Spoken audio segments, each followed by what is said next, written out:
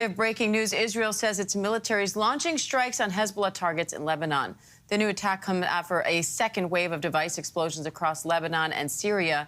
Hezbollah members' walkie-talkies detonated yesterday, killing at least 25 people and injuring hundreds more. Israel hasn't claimed responsibility for those attacks, but officials tells ABC News that the country is behind the operation. It comes just a day after thousands of Hezbollah pagers exploded across Lebanon. Now, Hezbollah's leader says these attacks amount to a declaration of war. Foreign correspondent Marcus Moore joins me from Beirut. Marcus, what's it like there right now? Diane, it's very tense right now. A few moments ago, as Hassan Nasrallah, the leader of Hezbollah, was giving a speech, fighter jets were flying low over the downtown Beirut where we are, and there were two very large sonic booms. These booms, as we have seen over the past many months, are meant to send a message to Hezbollah and others here in Lebanon.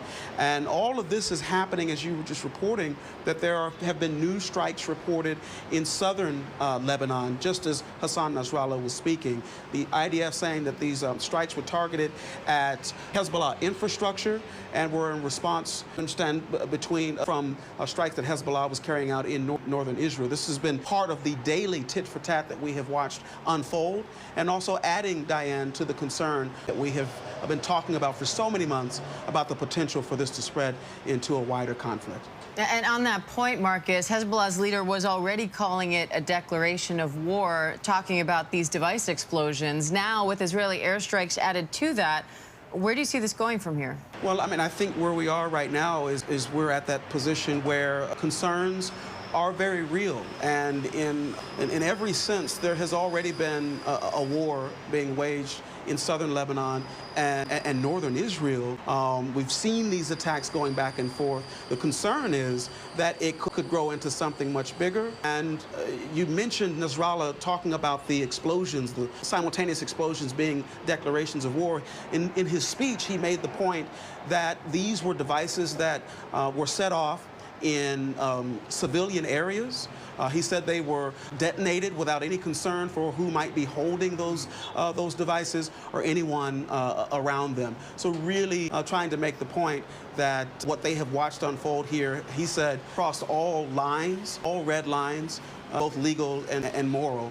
And so, Diane, that will only add to the tension and the risk of this escalating even more. All right, foreign correspondent Marcus Moore in Beirut, thank you. And let's bring in ABC News contributor, former senior CIA field operative Daryl Blocker for more on this.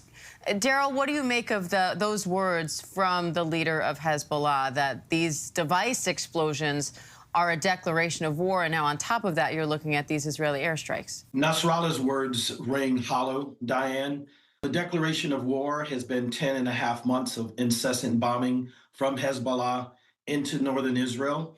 So there is a very specific reason why the last 2 days have happened, and it's completely and utterly ridiculous for Hezbollah to suggest that this has come out from out of the blue, that there's no justification for it, and that it is not in retaliation for what's been going on since the 8th of October.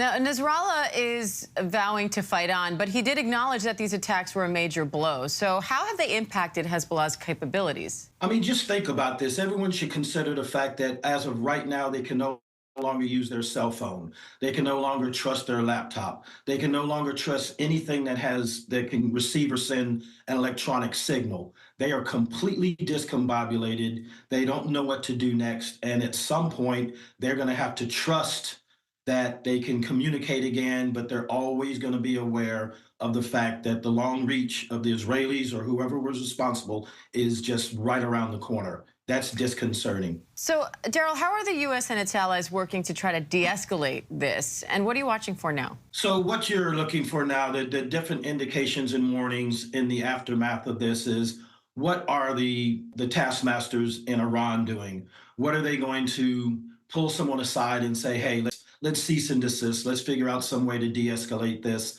And those conversations probably are going on. But right now, they're still, within 2 days of all of this happening, and they're in shock.